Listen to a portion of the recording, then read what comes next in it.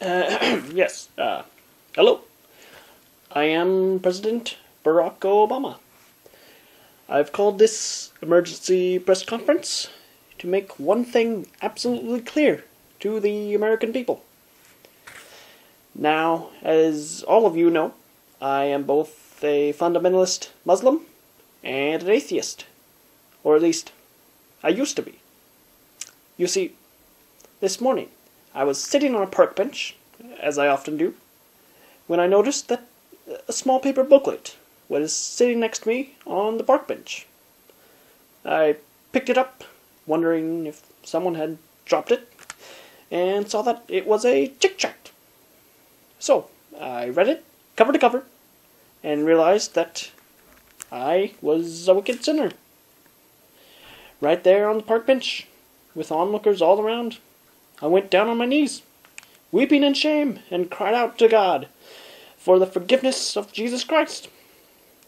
I relinquished my faith in atheism and Islam, and instead put it all on Christ and God's holy word, the Bible.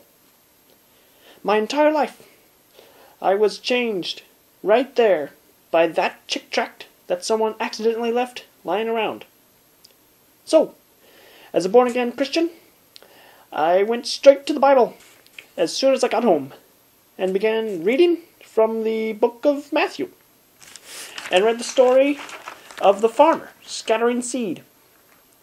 While some of the seed flourished, most of it died and thus went to hell as a consequence. And since hell is absolutely existent and punishes anyone who hears the word and does not believe for all eternity, we must do absolutely everything in our power to make sure that no one ever has to go to hell. So, I spent all day trying to figure out how to make sure everyone on earth believes on Jesus Christ as I do, so no one has to suffer eternal torment. Finally, I realized that I was thinking about it all wrong. You see, God would never send an innocent baby who was also an atheist to hell, because that baby had no way of knowing it was predestined for eternal punishment. So it gets a free pass. I realized we will never be able to force everyone to believe on Christ, as I do. So there's only one possible way to save everyone from eternal punishment.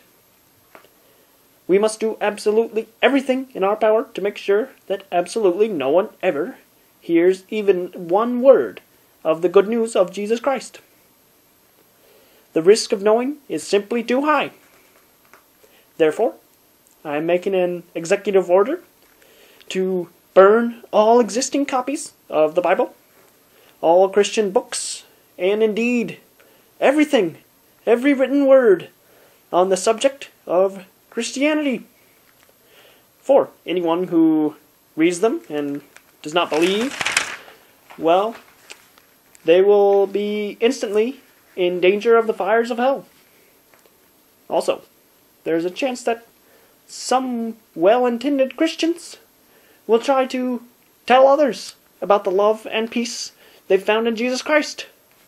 And I cannot blame them for this, for His love is so great. That is why, after considering all possible alternatives, I have decided to make another executive order. Since we live in an evil and fallen world, and heaven is so much greater than anything we could imagine, I order that all Christians in the entire world be executed and thus sent to heaven so as not to cause anyone else to go to hell. God bless America. And to my fellow Christians, see you at the gallows.